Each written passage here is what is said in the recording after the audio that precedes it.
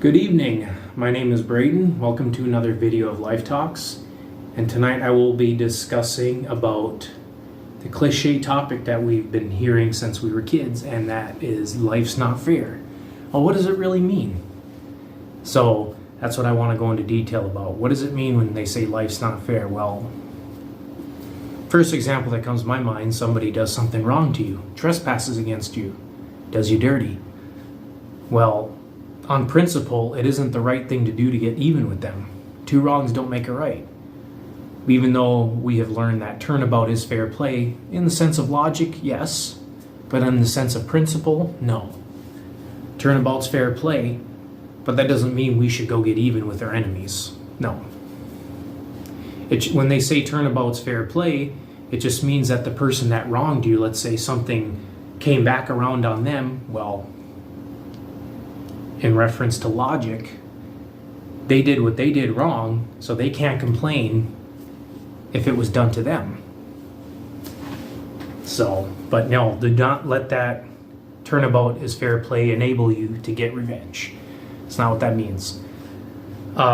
It's basically like justice versus revenge. So justice is more of a form of peace, right? Well, revenge is more of a ingredient to chaos, unrest. Justice and revenge are not the same. So if we're going into law, into the Constitution, and let's say you go to court because, well, let's say somebody slashed your tires and you slashed their tires right back. Okay, well, the court might sympathize with you because you retaliated. That person did it to you first, but you're still going to get charged even though you did it back to them because you're still breaking a law. It doesn't make it right just because they did it to you. No, you let the law punish them for doing it to you. Don't get even with them. But of course, yes, the courts have a way of seeing a shade of gray to whatever means necessary. And they might see that, oh, you retaliated. Okay, you might not get punished as much as the guy that did it to you first, but you're still going to get punished because it's still the law. It doesn't make it okay. And that's if they could prove that you both did it to each other. Let's just say that in the realm of possibility. But no, like the reason why this philosophy is existent, why the Bible even talks about, forgive your enemies, forgive those who trespass against us, is because, well, if we aren't doing that, we are creating unrest. There's no peace because ultimately it's about peace. And if we're constantly one-upping each other, trumping each other, getting even with each other, there's never going to be any peace. It's just going to be constant just chaos. And don't get the wrong idea. You should stand up for yourself when necessary. Pick your battles, stand up for yourself. But that doesn't mean you have to get revenge. You seek justice. You let the proper authorities handle whatever they need to handle. Handle it the right way. That is the adult way to do it. Not taking matters into your own hands and getting even with those who did it to you, like somebody stole from you, so you go steal from them back. No, that is not the adult way to do it. The adult way to do it is to press charges, get the police involved, let them handle it. So I'm telling you, if they can get caught, they can go to jail, or you guys settle for that person just paying you back, whatever, either way, justice has been served. That's when you're going to have more peace involved than chaos and conflict. And it's easier said than done. It's a human trait for us to want to get even with our enemies. Believe me, I would know. But I always have to talk myself out of it.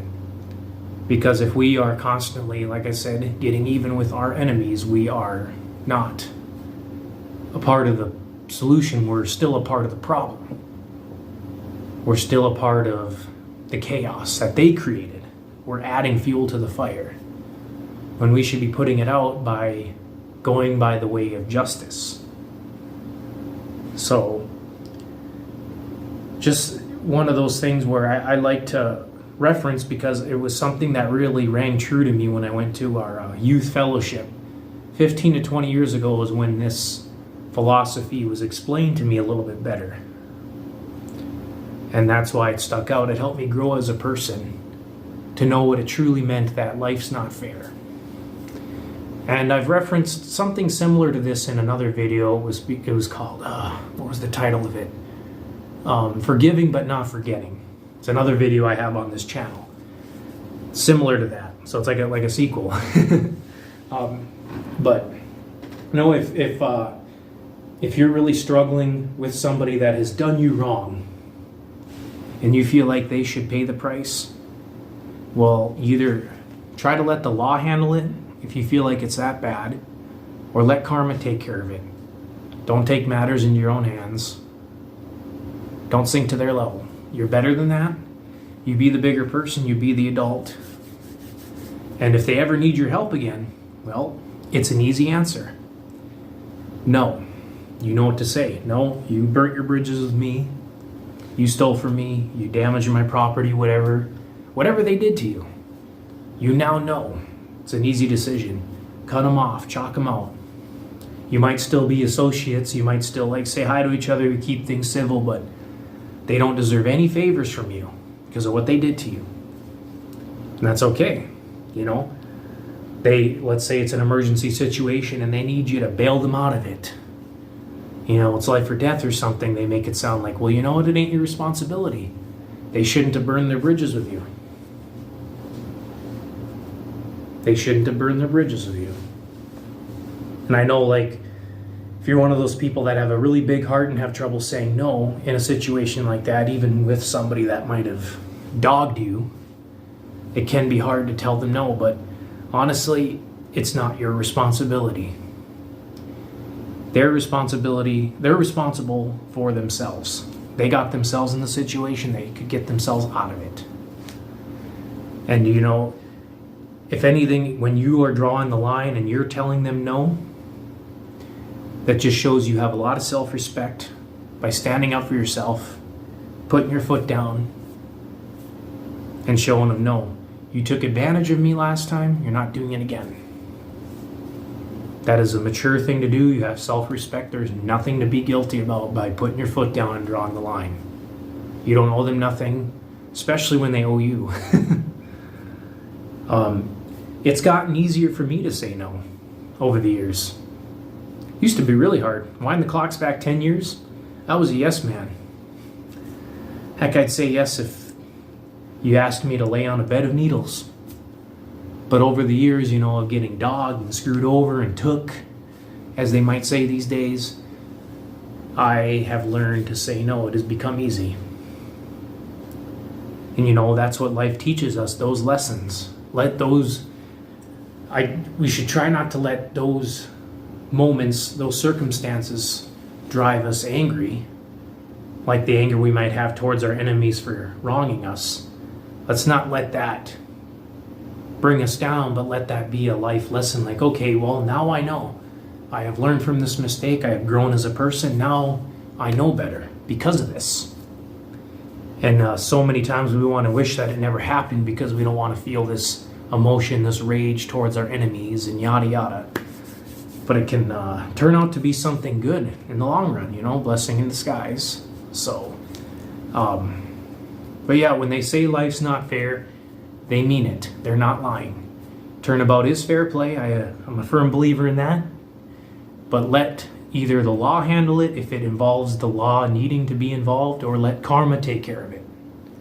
Or if you're a God-fearing man, if you're a Christian, you read the Bible, I would say, well, let God take care of them. They will get their just desserts. If they have done something terrible to you, karma finds its way back around. Sometimes it takes its time. It's a dish best served cold, but let fate, karma, God handle it. Don't contribute to the chaos that your enemy has already created. Be the water. Put that fire out by, you can maybe say kill him with kindness. I don't know. I'm thinking that's the right reference in this, but that's what comes to mind when I think of kill him with kindness. You